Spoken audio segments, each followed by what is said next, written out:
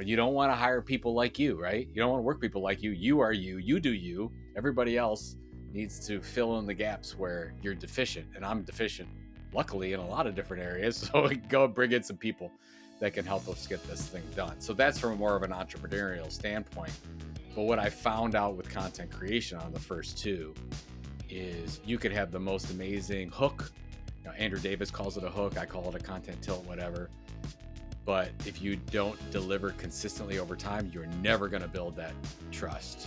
Aloha, and welcome to another episode of the Groundswell Origins Podcast, where I connect you to outstanding humans and sustainable ideas. I'm your host, Scott Martin.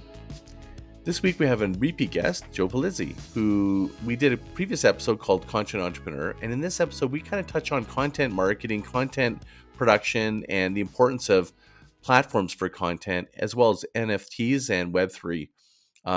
This Joe has so much capability. We both share migration where we've been doing a lot of stuff in Web3. So we talk a little bit about our experiences launching, both of us launching our coins. I kind of really interview him a little bit more about his ways that he's thinking about how he's applying it and how we can be thinking about applying things in Web3 and content in Web3. So it's a great episode. Without further ado, let's just paddle in. Joe Pulizzi, welcome to the show. Hey, I'm happy to be back. Did I pronounce the name exactly right this time? Yes, again? You got it. All right. Absolutely. Thank you. Hey, my understanding is you're a Godfather fan.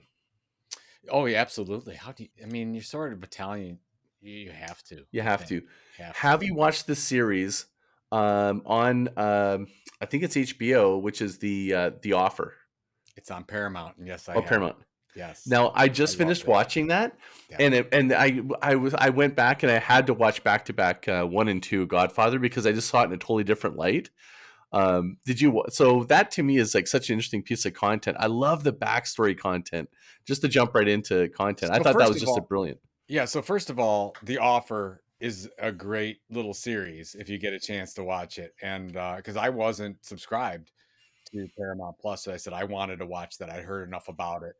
And I wanted to make sure I go ahead and do that. Now, I watched that, and then I went and watched Godfather 1, 2, and 3. 3, is my opinion, is terrible. It's not. Me too. It's the first 2 are amazing. They were done. I wish they just should have been done. 3 was unnecessary. But now when I watched 1 again, to your point, I couldn't believe. Like, it's hard to believe. It's like, oh my God, that it really is a horse's head. Like, Oh, I know. The horse's head, and then also as he actually getting beat up, like with the can, I'm like, oh my God, he's actually leaning into her, like beating him up a little bit. I thought that was interesting. Yeah. It's so good. But anyways, anybody who's interested in how a production gets done, it's worth watching. It's very entertaining. I highly recommend it. It makes it into a true mafia movie. When you hear the whole story, it's pretty amazing. What I didn't realize was how involved the mafia was. Oh, me either. Sure this thing happened. I had no idea it was that integral to the whole movie. It's kind of a great segue to maybe this episode we're talking about, because it gave a glimpse behind the producers of content there, right? Like just what they really go through. All we saw was the final product. Yeah. We don't see all the toil, the tribulation. Like when you go through it, you're like, this movie should have been killed 100 times if they didn't have the right people at the helm committed to the outcome. And to me, that is, isn't that a telltale of like really the people that survive? Like you and I were just talking about, this is season 4 for me. You mentioned that yourself, you've been doing this for like 10 years. Like the real staying power of content is the success of content is really playing it through. It's interesting. This week I'm presenting a content marketing world, and I've got a stat on the number of podcasts that are created. And I don't know if you even know this stat, but 44% of all podcasts have 3 or fewer episodes. Wow. So just think about that. So half of all podcasts are basically nothing. Somebody tried it and stopped. And people don't realize that the most important aspect of a successful content creation project is time, is actually giving it enough time to survive. You don't like if you I know there's a lot of things you work out. Hey, is it the right story? Is it the right differentiation? Is it the right audience? Are we delivering it the right way and in a unique, whatever, all those things. But you could do all those things correctly, and 6 months aren't enough. it's generally like Mr. Beast is a good example. Mr. Beast, for those that don't know, is probably the number one YouTuber on the planet these days, over 100 million YouTube subscribers. Took him 3 years just to find his content niche, and 4 years had 30,000 subscribers, still trying to figure it out. Well, now he's got over 100 million, worth over 100 million. It's just the commitment and figuring it out. I love I don't know if you read the Rolling Stone article from about Mr. Beast, but he basically said, you need 100 episodes under your belt just to figure out what you're talking about and how you're going to do these things. And I hate, like, I'll go back to the first 100 episodes of Content Inc. And I'll say, yeah, it's probably about right. It probably took me quite a few episodes until I really found my voice and who I was talking to and having that confidence to do it. So I got 30 episodes to go. I think it's like 70. I think this is 70 episodes. You hit your stride early, so you're good. You're good. Yeah, thanks. Well, it's just a good thing for people to understand, because I think there's this ready, aim, fire, or fire, ready, aim, just like get out there and do it, which I think is great because you definitely want to do it. But it's like the staying the consistency. People are really wanting to have this quick response. Like they want success so quickly. And I saw this one interview today with Gary Vee where he's going, the interview asked him, like, if you could remove your name or you had none of the influence you had, but how fast do you think you could start a business? And he was like, it's not how fast, it's like, I would start it how slow. It's the opposite. The scourge of building a fast business is people are trying to build it fast because you're not building it correctly. You're not building it well. Right. And I'm just, I'm curious what your point of view is on this, especially coming from, there's such a huge shift of creators creating content, the rise of the content entrepreneur, people are leaning this. I think getting into the truth of like really what they're in for, I think is an important aspect. What's your total point of view of like that fast versus slow? Like, is there an opportunity to build something fast in content world? I'm sure there is, and I just haven't seen it very often. I mean, even if you look at some of the TikTok folks that get 1 million followers really quickly, they're not able to monetize, and it's usually very fleeting. They haven't built a brand, they haven't built a relationship with their audience for a very long time. I mean, if you're asking me, I left corporate America in 2007. It took me 22 months until I even had a sniff at any kind of success, and really 3 years before I knew that I didn't have to go back and get a job. And then, we had a successful exit after 9 years. So that was really great with that, fine with that kind of timing. But if you look we just did the research at the Tilt on how long it takes for a content creator to be successful. It takes 17 months to get to break even on average. That might even be quick. It takes 25 months to get any kind of significant profitability. So you're looking at 2+ years for anything. And that's where, I'm a history buff when it comes to looking at some of these media companies. And when you look at successful media companies and how long it takes, you're looking at a minimum 3 years to break out. Minimum. So anybody that wants to have, like, first of all, to your point, it takes time and caring to really put out something substantial that's going to last. And that's what we're going for, right? We want to make an impact on a lot of people, whoever we're trying to make an impact on over a long period of time, change their lives in a positive way. And you can't do that with 6 months on a podcast or 3 months on a TikTok channel. You can't do it.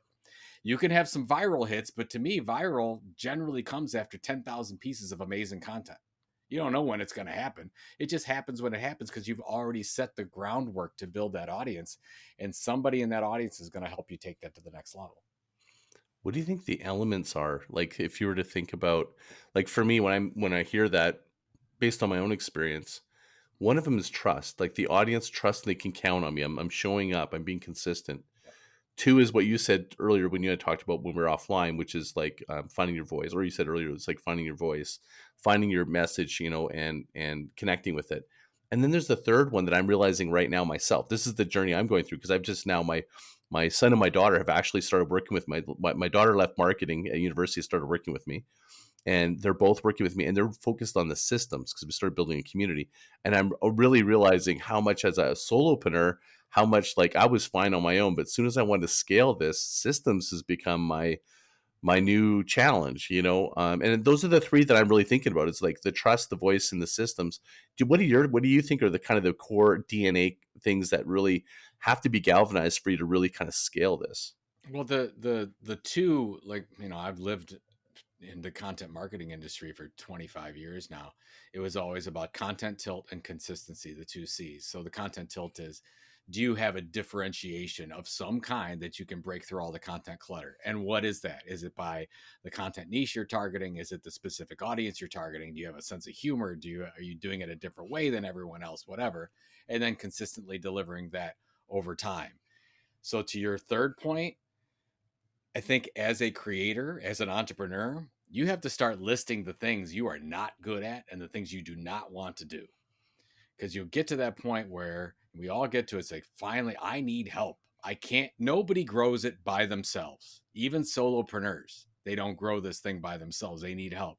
So I had to figure out when we were, so 08, 09, and I wanted to create a multi-million, like a larger company. I wanted to have a successful exit at some point. I had to list all the things that Joe wasn't good at, didn't like, and most of that revolved around operations and details. I'm not great at it. Yeah, I did not set up this call with you. Like, it would not have happened if it was me.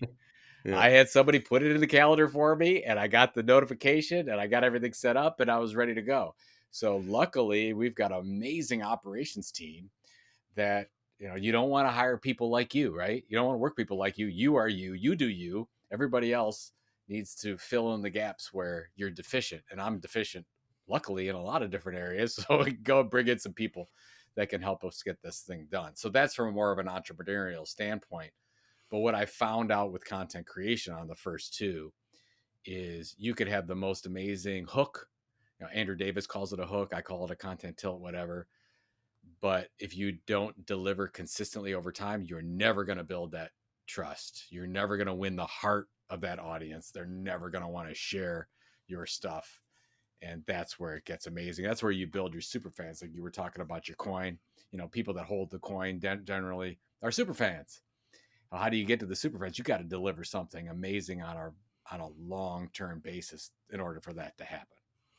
Yeah, showing up consistently. That's where the trust comes in. It's like, some people, they do it for sprints and then they shift. They think it's not happening, then they keep shifting.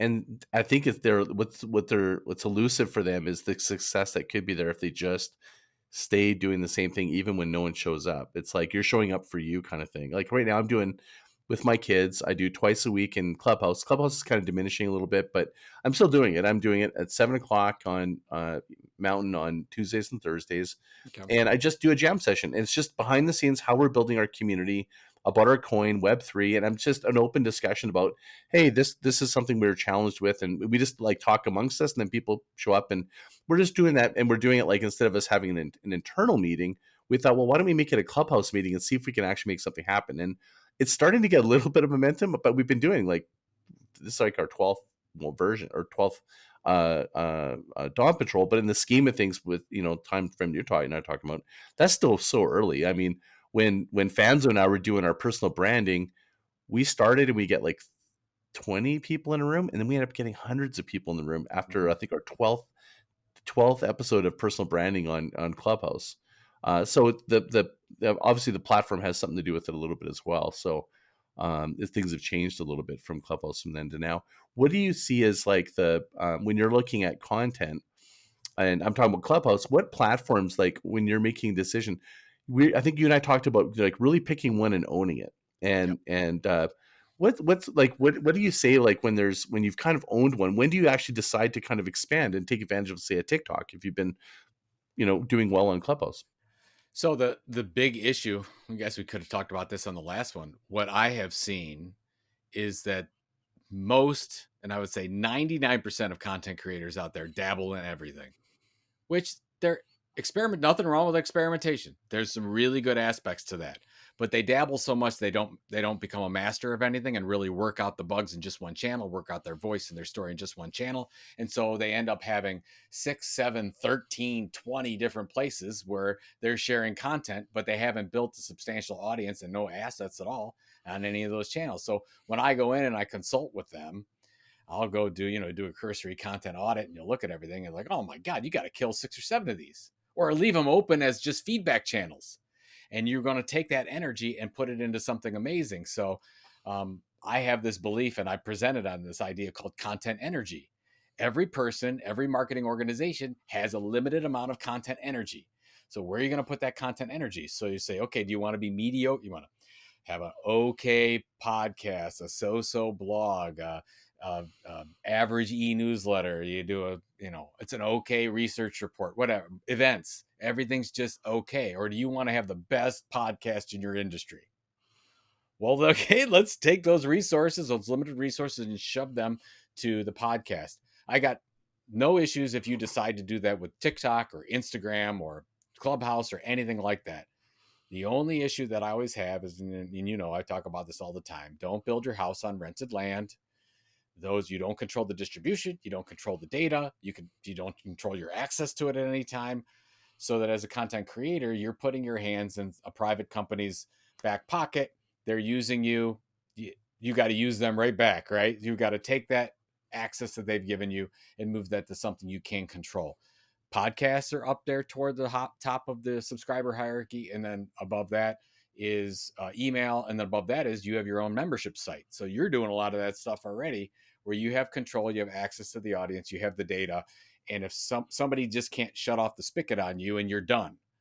Like that's I told somebody the other day, we're talking about examples of social media networks doing that. I said, oh my God, I'll take it back to 2014 and Google Plus. When Google Plus shut down, we had a client at that time that was furious. They'd sunk millions of dollars into their Google Plus platform, and they had hundreds and hundreds of thousands of followers on different channels. And Google came by and said, we're done. Well, we don't want to be in that position. We want to build content assets. And where do you build content assets? On streams that you can control, distribution you can control. The best is email newsletters. And then, of course, you and I are figuring out, well, is Web3, is tokenization something as well? Like, we think so. We don't know. I know right now for sure, email, I'm all in on that. Membership, Web3, those are the things I want to move to. So build your audience. If you feel that your talents are best made out, you like what's going on with TikTok, that's great. Now, once you start building that thing, if you want to use TikTok and Instagram and YouTube to market those things, I got no problem with that. What's the home base? And then use those other ones to market, because that's what you should be using them for. They're your marketing of whatever your thing is. So use those as the marketing to build around the content, the product that you have. I love that. I got to segue to the Web3 in a minute, but the point of like finding a content home, like when you're going on TikTok, are you really trying to build subscribers? Or are you trying to migrate? I always think about migration. How do I migrate people from Instagram or TikTok or LinkedIn to my community? Because now that I've got this community built, I'm realizing it's one call to action. Let's bring them there. Now they're in a subscription sort of like environment where I can talk to them more. I'm in your Discord. I'm in your Discord, now you don't have to put any energy of, I get an alert on my phone when you have something important to say on the Discord, which I think is great. Going back to the systems, I'm curious about the segue about, is that going to be the reason that content accelerates, because systems are kind of going to get more easier to scale because of like Web3? Because if you think of gated content in Web3 and Discord, maybe we're going to have to describe a little bit of this. Yep. That actually removes some of the need for the systems that you used to have to do in the past, right? Like I think about like trying to work in Kartra and managing, the email sequence. I'm like, that's all removed if I have people in Discord, if I have them in my community. I don't have to do that anymore. Yeah. What do you kind of think about that scale and Web3 a little bit? It's interesting, right? I mean, you were talking before just about it's almost like going back to when I first launched my first website. It's because we've got to take we ate the tainted brownie, if you will, from social media. They're like, come on over here, we'll take care of all of it for you. And we thought it was great. We have our cake and eat it too. It's wonderful. They'll take care of everything. Then realize, no. We actually have to take care of some of these things and do the work to make sure we get there. I don't know where it's going to end up. I mean, somebody asked me, am I bullish on Web3 and making those systems work? I am.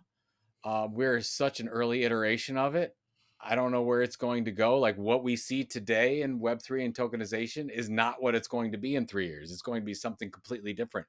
Like told somebody, I believe that all tickets in the future will be some form of NFTs because of the fact that I can sell my ticket, my Browns ticket to you if you want it, and I can do so peer to peer, and there's no middle layer involved in that.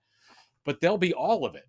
I think all of this stuff is happening. You could have creators that could succeed in the Web 2 world and be just fine with it and don't want to take care of all these things. And then you've got us that say, no, there's a better way.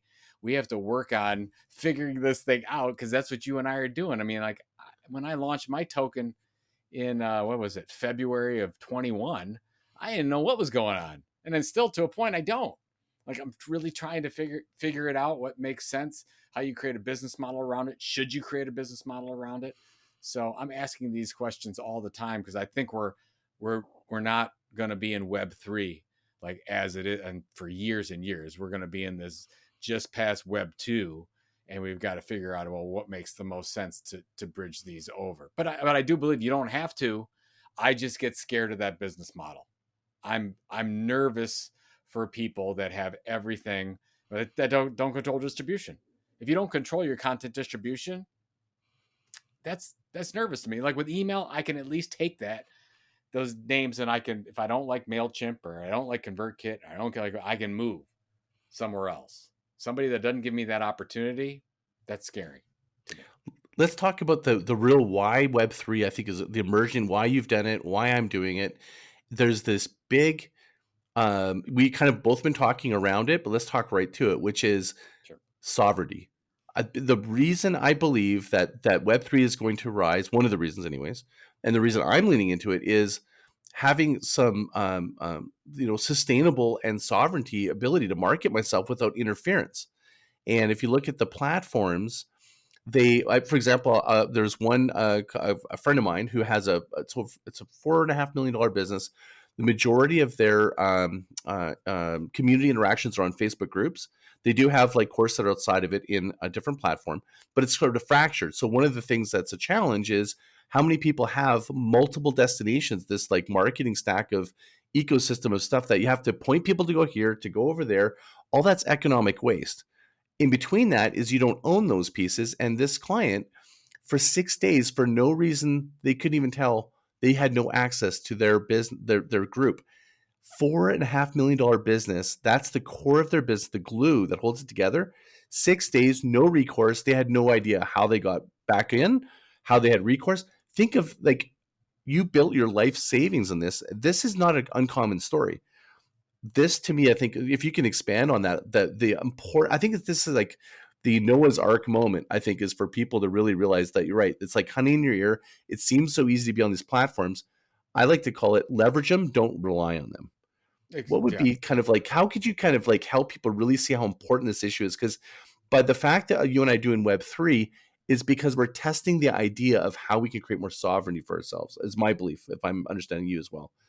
Tell us more about like how important this is, because I think this is critical. So I'll take you back. So this is the end of 2020. So right in the heart of COVID, and I was getting into this whole thing, and I was reading more and more of these articles, and the exact situation that you talk about was happening all over the place. And I think it was Facebook was down for hours, and Amazon went down, and then I read these stories about these small business owners that basically couldn't get any sales, and they couldn't communicate with their audiences and whatever. And I'm like, it's happening more and more. And then as TikTok started to take off, and all these people were running to do their TikToks and create their audiences, I started to get really worried for a large group of people. So if my audience are small independent content creators and their first instinct is to go to somebody else's platform to take care of all this stuff, and I can help them build TikTok and I can help them build Instagram, and they're going to make all the money off of it, and maybe there's pennies left for me, but at the end of the day, everything I do is up to them. My success is up to them. That scares me. That's and like all your content that's on there could be gone tomorrow, right? It's like you don't have control over anything. So yes, leverage them, but let's move to a better way. And so at the end of the year, I started to talk with some people, started to find out about this idea, oh, social tokens, creator coins. What's this? Get into, and I was already into Bitcoin and Ethereum, and I was a big believer in cryptocurrency because of the fact, almost to your idea about ownership and sovereignty. I believe that long term, there has to be a currency around, a successful currency that is not manipulated in any way by some state. That's all I want. I'm not saying that Bitcoin has to be the currency of the world. I'm saying that I want somebody has to have an option for that. Mm-hmm. So that if you're unbanked and you can't get a bank account anywhere and you're struggling somewhere, that you have to have something. And Bitcoin does that for a lot of people. And I think it will be more and more and more people. And also for large chunks of money. Let's say for whatever reason, I want to send you $1 million. You know how hard it is to do that? You know how long it would take for that to happen if I'm working through banks? If I had Bitcoin, I could do it in less than 3 minutes to you. That's how it should always be. The technology is there. And then when I find out about social tokens, I said, oh my God, are you telling me that a creator can have that same type of feeling? That I can have a connection with my audience because of this token? And I can set meaning for that token, and I can set value on that token. And if I do it right and I provide valuable experiences, that token might be worth more and more money. And that would benefit everybody in the community. That's why I bought into it. So I said, I want to try this out and start experimenting with it. So we launched Tiltcoin on the Rally platform and started to figure this thing out. We've got 2,200, 2,300 token holders. There's a good portion of those who are like our super fans that I talk to on a regular basis. I'm one of them. Thank you very much. And that's what I found out. Do we have it perfectly right? No. Would I have done some things differently? Absolutely. We could talk about those if you want to. Totally. But I know that there's something here. So we have our Tiltcoin project, and then we've got our NFT project, which I love, which is our never-ending ticket for Creator Economy Expo. It's our event in May, where if you bought it at the time we launched it was 0.75 ETH, and if you bought it there, you get lifetime access to the event. So we basically did a VFriends, Gary V type of thing, but we did it for our event, and we sold 50 of those so far. That's been very successful. Nice little tight knit community around there. So there's something here about the idea of sharing that ownership and building an audience that never would have been possible before. And then take it on. You're probably hearing the stories about how some of these creators who are on Spotify getting millions and millions of views, and now they're selling NFTs of some of their stuff, and they're able to actually make as much money or more than they ever made on Spotify or some of these other platforms. And they can do it directly through payments from fans because of these tokens. There's something here. It's not just your overpriced JPEG, right? This is all about access and utility and something special that didn't exist before. There's so much to unpack here about this, about Web3, right? So, you're on the Rally Network, you have a coin, and what's wrapped around that I think is important to talk about is, so when someone's thinking about, okay, Web3, they heard, I think we should just remove metaverse right now. I think it's just like, that's just let's keep that out. I don't even like the term. I think it's just not really, like, for business people and content. We're talking about content and marketing and people that can actually apply this. I want to sort of speak to people that really want to understand, how do I make money? How does this function? How does this work? And one of the things that is wrapped around your coin, so you have your own currency that you can provide value. When people buy the currency, they get access to you, they get access to different things. Then there's the NFTs, which are assets that you can create, like the ticket. But there's this other wrapper that's really emerging, I think is one of the most important changes, is this Web3 community. Community is really becoming instead of it being a database, it's actually, I think that the community is replacing the database. And I don't know if I'm wrong on that, but what do you think about this whole thing around community? Because I feel like that's the one thing I'm really leaning into, is like going, hey, I used to have all these followings, I used to have this database. I'm now going all in on building a community. So this is a really important question. So we should unpack this quite a bit. Jay Acunzo did a really good job in his explanation to me about audience versus community. So he said, when I think about building an audience, I am on stage and I'm talking to people who are listening to me on stage. If I want to build a community, there's a circle of chairs and I'm one of them. So this is very important, right? You are just a content creator, a part of, you might have started the community, but everyone's adding to the value as part of that. And that is a very difficult thing to do. It is easier, in my opinion, just to create an audience. There's nothing wrong with that. If you want to just have an audience and not have any communication back and forth with them, and they're not adding any value, they don't feel like, there's no token, there's nothing, right? They're just getting your information and you're sending it just like a traditional publisher where you're building, that's fine. So you're saying, okay, well, if it's harder to build a community because you've got all these personalities and you've got moving parts and you're part of a couple of communities that there's some really good things and there's some really challenging things when you have a community. Massive challenging things. Right? Yeah. You have people that feel that some people that feel they should give more. You have some people that don't want to do anything and they're part of it. You have some people that don't understand the boundaries associated with some of these things. So, but I feel that if you do it right, the benefits outweigh the negatives because of the fact that these are people that will go to the mat for you. They're maybe, if you want to look at them as your best marketing assets, you could look at it that way. I probably have in our Tilt community, there's probably about 250 or 300 people that I could reach out to personally and ask them for anything and they would say yes. And there are super fans. They look at the Tilt newsletter. They reinvest their token. They buy more when they've got an extra $20, all kinds of crazy things that they're doing. And they create all kinds of content for us. And they want us, they want to speak at the event. They want to do all kinds of things.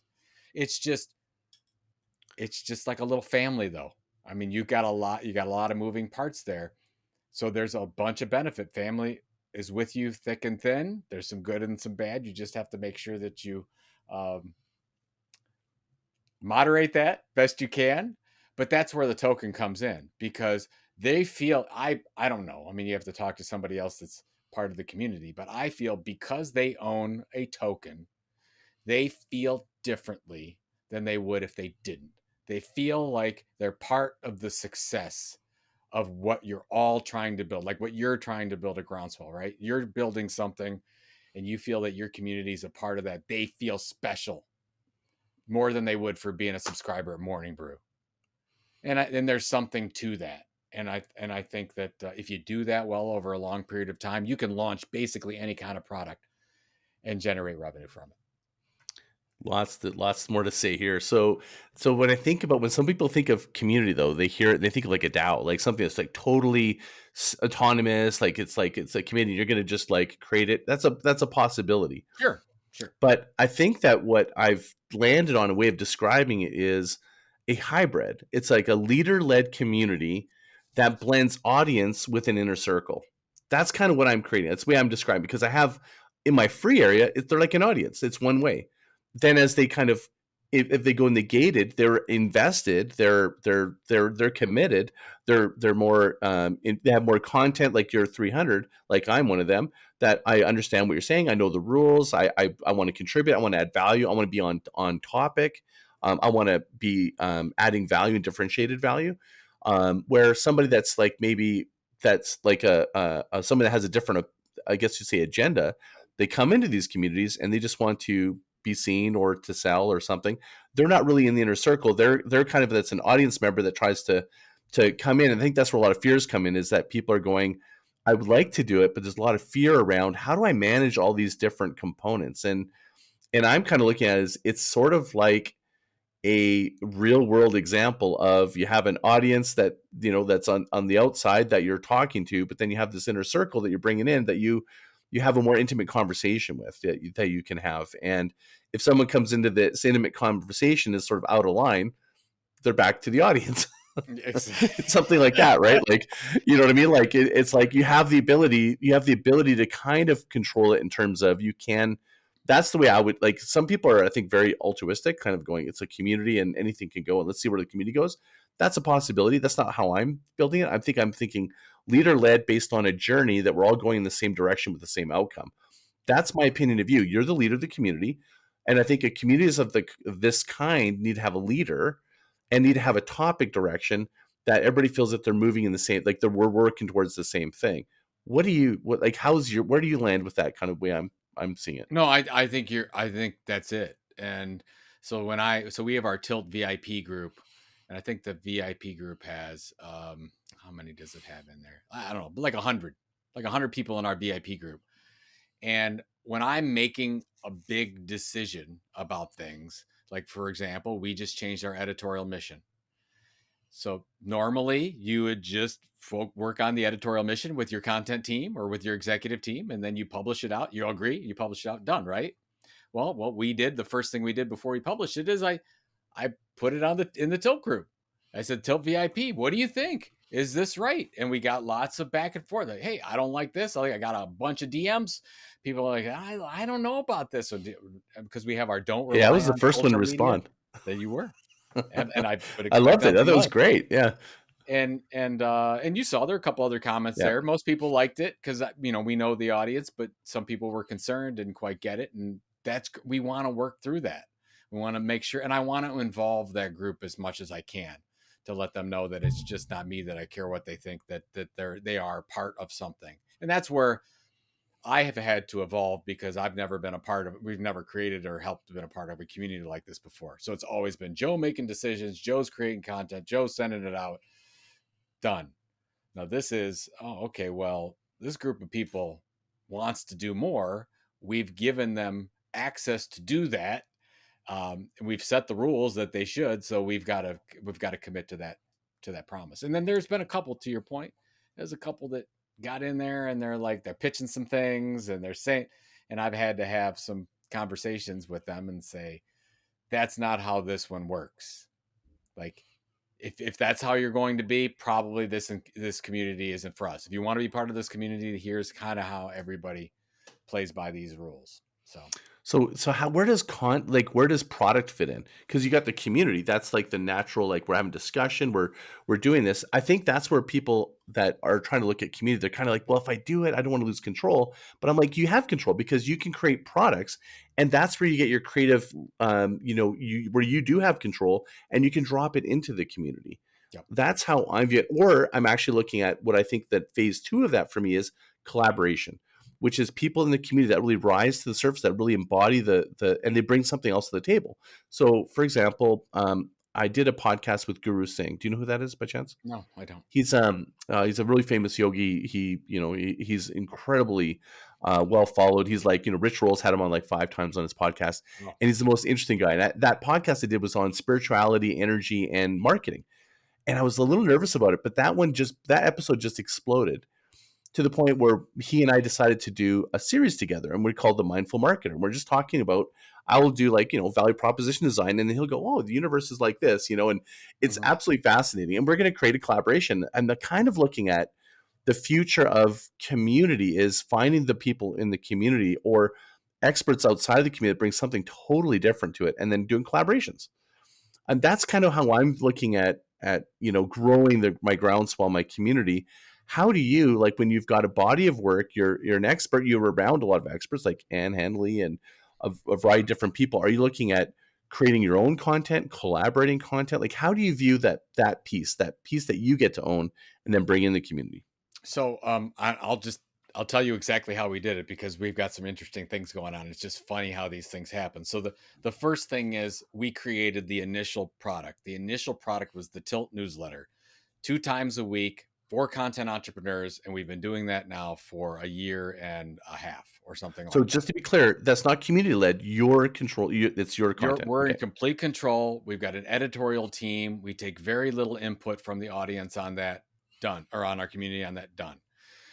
Then we integrated the Tilt coin. We had that part of it so that people from the newsletter, when you sign up for the newsletter, we gave everyone $5 in Tilt coin. It's $5 USD value in Tilt coin. So if you want to go through the process and sign up, great. And then you go and add, and then you jump to the Discord if you want to be part of that community. if every time you refer the Tilt newsletter, you get another $5. So we've got some people that have generated quite a few tokens, Tilt coin, because they've been spreading our newsletter. That's great. So there are referrals there, but then they get into the Discord, and that's when I started to recognize, okay, this is how this community is going to work. We did the different levels. So if you had 5 Tilt coin, you get a special report, content report every month. If you have 20 Tilt coin, you get into our VIP group. So that VIP group, they're all in. They're buying token, and they're sharing newsletters so they could get into there. Then you're talking about collaboration. That's where the conversations happen. So Epic Content Marketing, you know this, Epic Content Marketing, the second edition was not going to happen. I wrote that in 2013. I was done. Brian Piper, part of our community since the beginning, said, Joe, I would like to work with you on the second edition of that.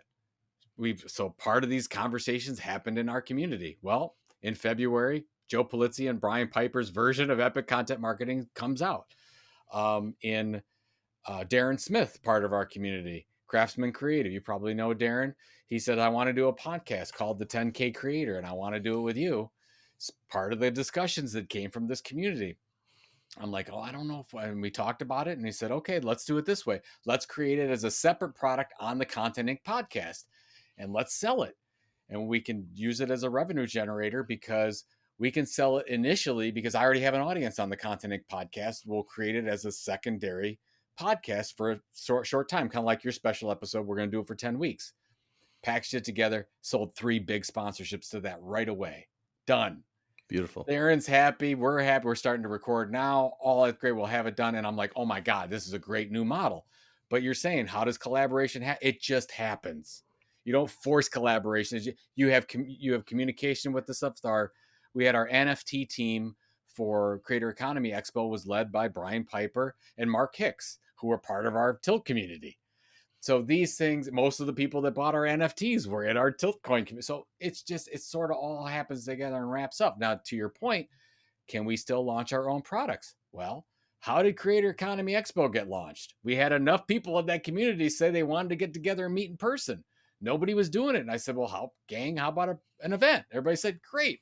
I said, okay, we'll launch a product. So the Tilts event is Creator Economy Expo, an annual event every year. That's not an event that's run by community. That's an event that's run by our team. Is it influenced by our community? Absolutely. Was it created because of the community?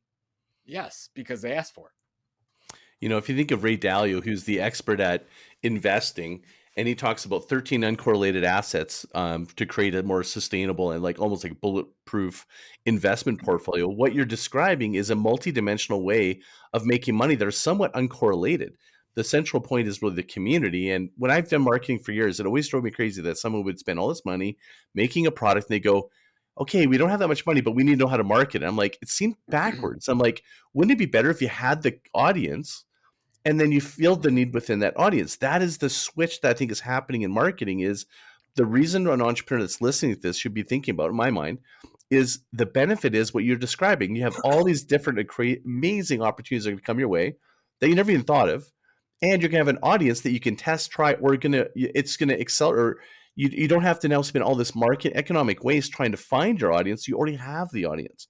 That is the piece that's worth building. It's like the treasure that we're talking about. It takes long to do these things, but the treasure's there.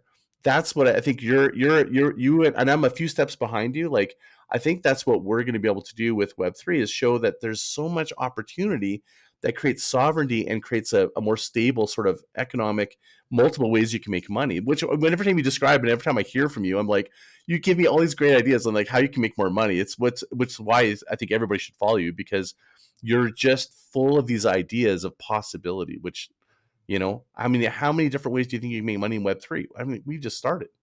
Yeah, unlimited. I mean, if you look at the Content Inc. model that I started talking about in 2015, once you build a loyal audience, to your point, I tell every entrepreneur that's starting out, how should I market my product? I said, build an audience. Don't even create the product. It's like, because probably your product's going to be wrong.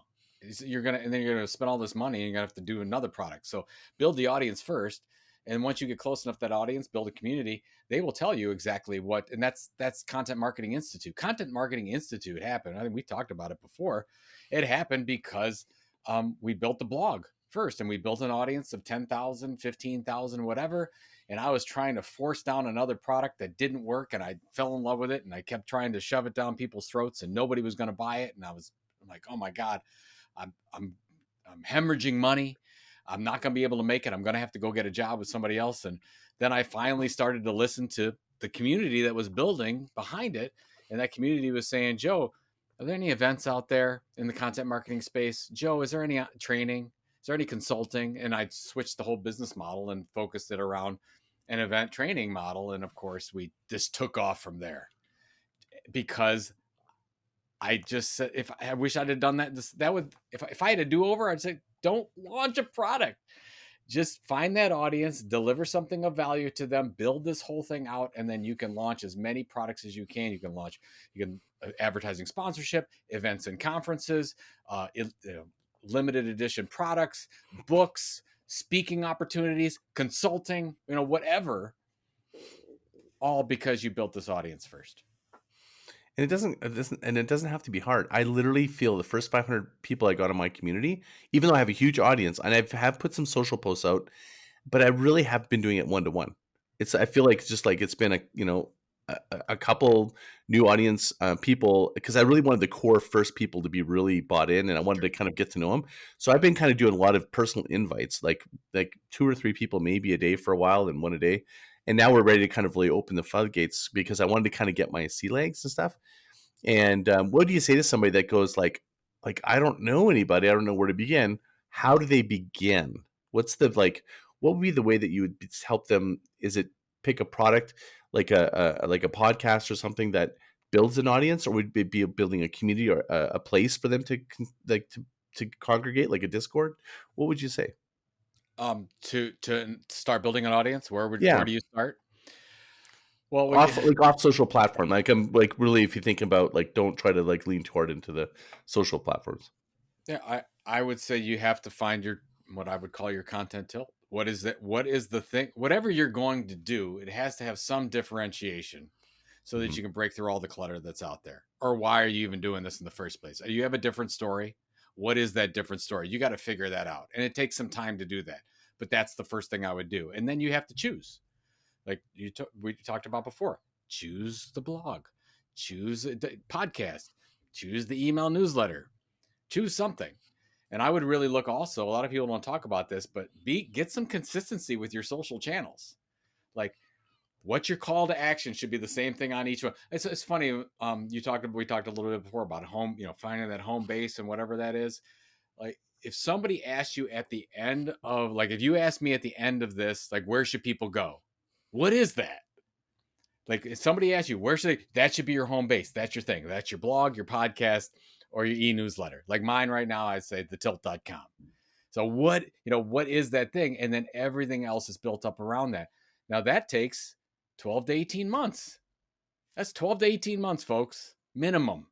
So find that content tilt and then pick the thing and then use all the other social media stuff to point back at the thing. And I don't care if you get 300 or 600 or 1,000 people, whatever, that's going to be your core starter audience. And you're going to talk to, that's your community. And honestly, I do believe, even though I think maybe it needs to be bigger in some cases, but I believe in Legions, 100 fans, and Kevin Kelly's 1,000 true fans type of thing. I believe that could happen, and you can monetize a group of people with people that really trust you and want to go along for the ride, and you can make a living off of that.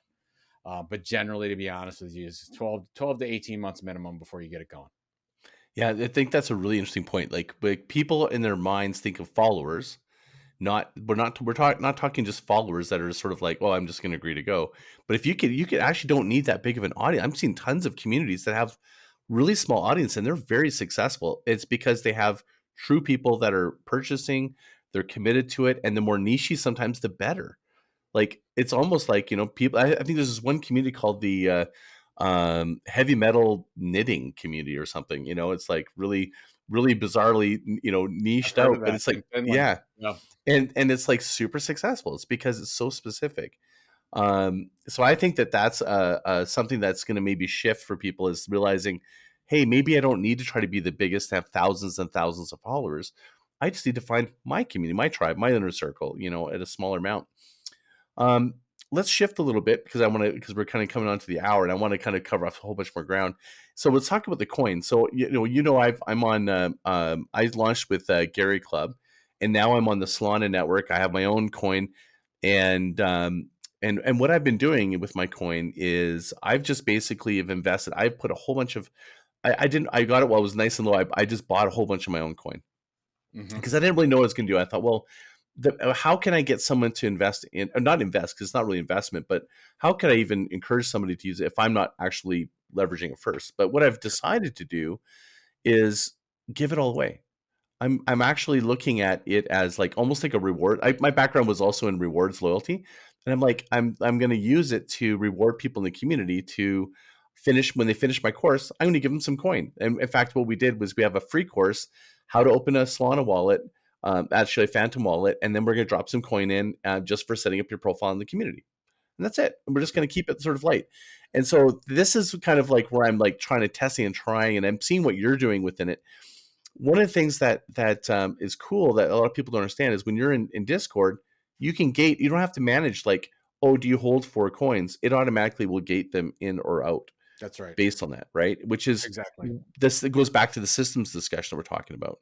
And with me, I'm on Mighty Networks. I talked to Gina. She's actually going to be tokenizing and with Ethereum, Solana, and so forth on the Mighty Networks. I didn't Networks. know that. Okay. Yeah, it's really exciting, and I think that's going to be, when you're talking about like, where's this all going to look? I think this is going to be really exciting shift in the next year where there's going to be more of these possibilities. I was going to ask you, what's your vision for your coin? Because for me, I don't quite know what that is yet. So right now I'm kind of going, I'm not telling people to go, hey, go buy my coin. I'm not like hold my coin and I'm going to create something. I'm just more like, I'm just going to reward you because right now I need to figure out this because I don't want to get in that sort of misstep where I'm like overinflating it and being a promoter. Like, where do you land with this? Because you and I've had some like text back and forth about this whole world, and it's just sort of still murky for me. Yeah, I'll be honest with you. We don't have the model down yet. We've done some really good things. I love what you're doing, giving it away. The best thing we've done is integrated into our email newsletter. You sign up for the email newsletter, you get it. Yeah. I'm going to give a speech at Content Marketing World, and anybody, and I'll have the link up there. You sign up, and I'll give you $25 worth of coin. Absolutely. And to your point, we're on the rally system, and I've been getting rewards for a year and a half, and every bit of that rewards has gone to reinvest back into the coin so that I can give more out, because I use it to, like you do, as a reward and loyalty system. So we've done a couple things. Like the one thing that was really important to me is I wanted to make sure that the coin had usage like a currency. So you can go right now, like with yours, you could probably buy a couple t-shirts and a mug and all kinds of stuff from the merch store. And that's all integrated. And we hooked that up with the financial system and made that work in there. Are you using, do I use Tiltcoin or do I convert it? Like when I want to buy the merch, how do I buy it? For example, you can use Tiltcoin. You can absolutely use Tiltcoin, and it'll do the purchase through. And we end up paying. I mean, it's a weird system, but we end up paying for it and use Shopify integration to do that. So we had that set up about 6 months ago. That's gone really well. So there's a usage, like it's actually worth something. If you get $5 worth and you sign up for the newsletter, you can get stickers, right? You could use it for something. We had it for a while when we were running our training program that you could use it to purchase training. So if you had $199 worth of Tiltcoin, you absolutely use that through.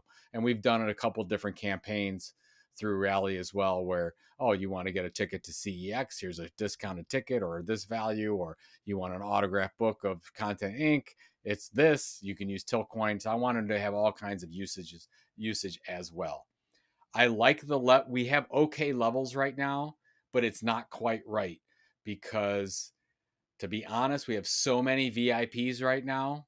I think if everybody's a VIP, it's not VIP, right? It's like, I think there's another level out there. I don't know what that should be. So I'm talking to a lot of the community to figure out what that's going to be.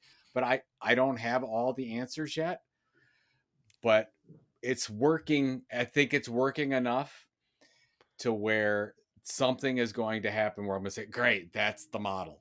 but I'm all about giving it away and making sure there's as much usage as I can for it. And if I do those two things, it'll be successful, even if I don't figure out the perfect model. Can I offer you an idea? Yes, I want. Yes, I'm going to write it So down. I'm in your community, so I have some perspective. Is I believe that your VIP is great as a name, and it's definitely kind of gives you a little more access to you or access to content. But I believe that, what people would really want, what I would pay a ton more for, is Joe on demand, like having almost like a little more intimate, direct access where it's like I could get a Zoom. Like I look at my like, for example, I'm in a plat partner with Tony Robbins. I paid 6 figures to be in this thing, right? And I get access to three trips a year where I get to have direct access and training that Tony no one else gets. We're in a private group. It's like it's next level, and he brings in his friends. Like Ray Dalio was in the room, and Peter Yep. Diamandis and stuff. I mean, like the networking is off the chain. The value you bring isn't just you and your knowledge and access to you. It's also all the people that you know that you can bring in. And I feel like you could create this like sort of elite, sort of like mastermind group where it allows people that are really serious about their business and wanting to ask like just like I'm doing. I use this podcast. I'm scratching my own itch. I'm asking you questions that I've just wanted to ask you anyways in chat. I get to do it over a podcast and we get to share this with the world. So to me, I would love to have that. I would pay willingly. And I think people would pay for that when you think of all the experts in content, if they created almost like a hybrid group mastermind where that access, that could be very substantially profitable for the business and people be so happy to pay that. And I think that yours is so affordable compared to what I'm used to paying in other groups. I think that yours is a bargain, and I think you could totally up level a couple levels with a couple things. But you're saying you would do that through the token, and that's where the differentiation would be, because I know What? like whatever you're paying Tony Robbins, he's not taking token, right? No, He's no, I yeah. would do a hybrid. I think it would do a hybrid. That's a good point. I think that there still needs to be a lot of room for fiat. I think that it would be either holding token or NFT that would give you access. That's the access point, and then there'd be a fiat exchange. That is a model that I'm looking at doing as a hybrid example, because I think that it's still there's when you hold the token, you're giving all this value. I think NFT is different because you bought the NFT, but when you're holding the token, it's like more like a general access. I Yeah. think there's room for doing like a fiat combination, which is gated access to even pay for the fiat. Does that make sense? No, I That's kind mean of what that I'm makes doing. total Yeah. that makes total. I'm going to ask you a question now. Would you limit that to first 100 people, or how Yes. would you? It Yes. would be either a qualification and a limit amount, because then provides exclusivity, right? So, for example, I wouldn't want to be just because someone had a lot of money and I'm in a mastermind and we're sharing content and they didn't have the level of business acumen that I did. So, I would maybe look at is a group that is about maybe they have they're a full-time content creator entrepreneur.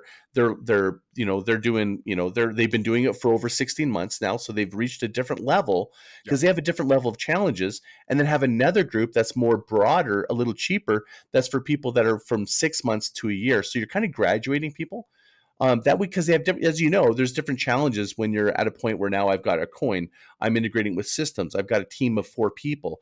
Then someone who's like, I'm a solopreneur, those two in the room, the questions, I kind of feel like you can kind of create a different problem solving and value, and I'd be happy to pay it. Yeah, I like that.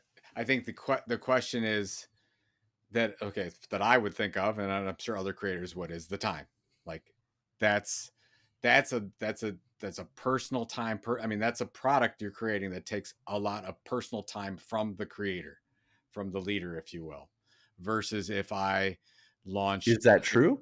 Or could you create something that it just means you're creating differentiated content? It doesn't necessarily mean that you could have maybe more intimacy to a degree, but maybe it's something as simple as, I'll answer your questions in 24 hours, specific ones in this group. You could, it's so that you're still kind of maintaining that time control. Maybe you are giving a little bit more to the other group, but you don't I don't think it always Yeah. has to be, I'm suddenly now on demand and I'm like, on your beck and call. I think it's the way, at least though I'm viewing it, or the way I'm going to kind of create that. I'm thinking about, just thinking aloud with you, is Yeah. at that higher level. For example, I'll probably have a WhatsApp group or a chat or a Discord where it's like I'll respond within a day, and you can ask me specific questions. I'll probably do like a Zoom where I can see your face and answer your questions as a mastermind group, once a month. I don't see that as being too much of a commitment of time, You know what? but it's enough personal I like access. the WhatsApp. I like the WhatsApp or Telegram or something like that. That's just exclusive for, Yeah. we're going to keep it to the 100 people. I could see that is something. Because Matt, like, think of like with the body of knowledge in 1 second, like what's taken you 30 years or 28 years that you've been doing this, like your ability to go and solve that problem in like when one question going, hey, I'm thinking about doing this, boom, you get that response. That is worth a lot of value. And having that personal interaction with you, I think would be highly valued. And for you, the time commitment is small, but the perceived value on their end is massive. All right. Well, if I do it, I'm going to get you involved. You can help me. Love it. Yeah, that sounds awesome. Well, good. Well, I really appreciate you giving me the hour of talking about this. We didn't go too much into NFTs. We touched on a little bit. I think there's always more that we can talk on. I just love, we share so much of the same values. And I think we're also helping the same people achieve the same outcome and slightly different.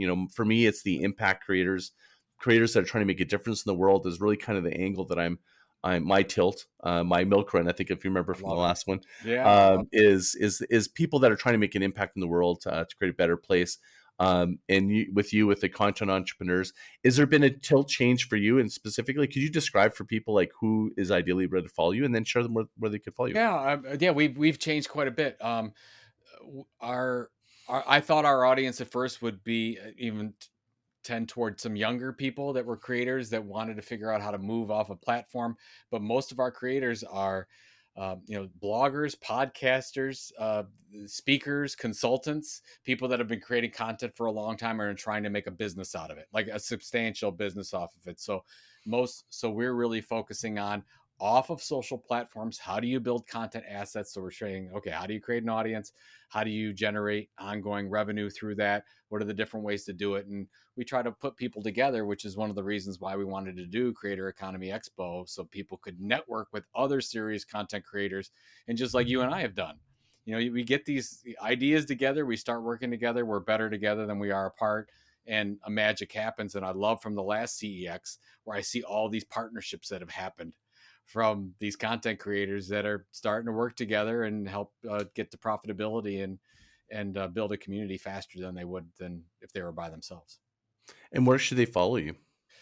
So yeah, my one thing, thetilt.com is the newsletter. That's how you get involved in the community. That's how you get the Tilt coin, all that good stuff. And then I'm joepulizzi.com, at Joe Pulizzi everywhere. And then I think we've talked about, I got 2 podcasts, Content Inc. and This Old Marketing. And then I've got 7 books, 6 marketing books, most recent Content Inc. And then I've got The Will to Die as my novel that came out in 2020. You're officially at legend status. Love it. All right. Well, thank you so much for being on the show. I really appreciate you. Anytime. I'm looking forward to the next season. I want to be on that one too. Absolutely. All right, everyone. Well, thank you for tuning in to the Groundswell podcast. Please just go to groundswell.fm. There's a little speak pipe there with a microphone if you want to leave me a voicemail and tell me what you like, what you don't like, what you like to hear more of. Love to hear from you directly, and follow us at groundswellinnercircle.com to join our community. And until next time, mahalo.